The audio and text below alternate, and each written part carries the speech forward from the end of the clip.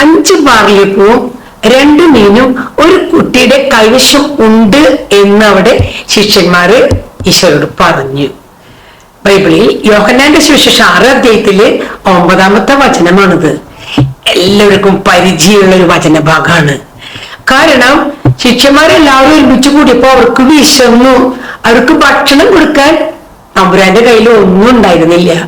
അപ്പോൾ ഒരു കുട്ടിയുടെ കയ്യിലുള്ള 5 ബാർലിയപ്പവും 2 മീനും കണ്ടിട്ട് കണ്ടിട്ടാണ് അവിടെ അപ്പം വർദ്ധിപ്പിച്ചതും ഭക്ഷണം ഉണ്ടാക്കിയതും. അത് എല്ലാവരും അവിടെ കഴിച്ചു. ബാക്കി വന്ന കുട്ടകളിൽ നിറച്ചു വെച്ചു എന്നാണ് പറയുന്നത്. ഇത് എന്തുകൊണ്ടാണ് തിരുവചനം അങ്ങനെ പറയുമെന്ന് അറിയാമോ? അതായത് നമ്മുടെ കയ്യിലുള്ളത് ദൈവത്തിന് കൊടുക്കാനാ പറയുന്നത്. നമ്മൾ പലരും അത് ചെയ്യുന്നുണ്ടോ? കുഞ്ഞിതായാലും വലുതായാലും നമ്മളത് ചെയ്യാറില്ല. നിന്റെ കയ്യിൽ എത്രത്തോളം ഉണ്ട് എന്നതല്ല, ഈ ഉള്ളത് കൊടുക്കാനാണ് പറയുന്നത്. നീ ഉള്ളത് കൊടുക്കുമ്പോൾ അവിടെ അത് ബ്ലെസ് ചെയ്ത് ഒരുപാട് വർദ്ധിപ്പിക്കുന്നു. ആ ഒരു അനുഭവം നമ്മുടെ ലൈഫിൽ ഉണ്ടാവണം. കൊടുക്കുന്നതിന്റെ സുഖം വേറെയാണ് കേട്ടോ. അതായത് നിന്റെ കയ്യിൽ എന്തൊക്കെയാണുള്ളത് നമുക്കൊന്ന് ചിന്തിക്കാം.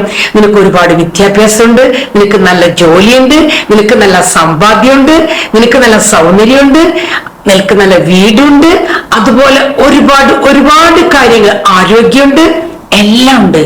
ഇതിൽ നിന്നെല്ലാം പങ്കുവെക്കാനാണ് പറയുന്നത്. ആരോഗ്യത്തിൽ നിന്ന് എങ്ങനെ പങ്കുവെക്കുക? ശരീരം കൊണ്ട് പങ്കുവെക്കുന്നു, സമ്പാദ്യം കൊണ്ട് പങ്കുവെക്കുന്നു. അങ്ങനെ എത്രത്തോളം ഉണ്ടെന്നതല്ല, ഉള്ളത് പങ്കുവെക്കുക. ഈ ഉള്ളത് പങ്കുവെക്കുന്നത് നല്ല തൃപ്തിയോടെ. ഞാനൊക്കെ പറയാം, എന്റെ ഭാഷയില് അതൊരു പാഷനായിട്ട് കാണണം. പങ്കുവെക്കുന്നത് നല്ല സന്തോഷവും സമാധാനവും നമുക്ക് കിട്ടും. അതുകൊണ്ട് നമുക്ക് കഴിയുന്നതും അത് ചെയ്യാൻ ശ്രമിക്കണം. ഒരിക്കലേ എന്റെ അടുത്ത് എൻ്റെ ഒരു ഫ്രണ്ട് എനിക്ക് ഒന്ന് സംസാരിച്ചു ഇങ്ങനെ, ചേച്ചി എനിക്ക് ജോലി ഉണ്ടായിരുന്നില്ല, ഞാൻ പല പടിവാതിലും ജോലിക്ക് വേണ്ടി പോയപ്പോഴും എനിക്ക് ജോലി കിട്ടിയില്ല. ഒരു സാധാരണക്കാരന്റെ വീട്ടിലേക്ക് ഞാൻ ചെന്നിട്ട് പറഞ്ഞു ജോലിയില്ല, എന്താ ചെയ്യാന്ന്. ആ സാധാരണക്കാരൻ ആയൊരു മീഡിയ മനുഷ്യൻ, ആ ആള് പറഞ്ഞു നിനക്ക് എന്ത് ജോലി അറിയാ? എനിക്ക് ആകെ അറിയുന്ന ജോലി ഡ്രൈവിംഗ് ആണ്. അപ്പോ എവിടെ ജോലി കിട്ടാ? എന്റെ വയസ്സിൽ ജോലിയൊന്നും തരാനില്ല. ഞാൻ അറിയുന്നൊരു വ്യക്തിയാണ് കേട്ടോ. ആൾ എന്ത് ചെയ്തു അറിയാമോ? ഒരു ഓട്ടോറിക്ഷ വാങ്ങാനുള്ള കാര്യങ്ങളൊക്കെ ചെയ്തു കൊടുത്തു. അയാൾ സമ്പന്നനല്ല, സാധാരണക്കാരൻ. ഓട്ടോറിക്ഷ വാങ്ങി ഇയാളുടെ കയ്യിൽ കൊടുത്തു. അയാൾ അന്നന്ന് കിട്ടുന്ന സമ്പാദ്യത്തിൽ നിന്ന് ഈ ഉടമസ്ഥന് അത് കുറേശ്ശെ വീട്ടിൽ കൊടുത്തു.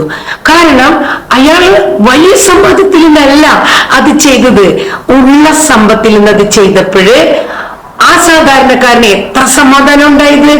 ഉള്ളത് കൊണ്ട് നമ്മൾ ചെയ്യാനും കൊടുക്കാനും പഠിച്ചാൽ എത്ര നന്നായിരിക്കും.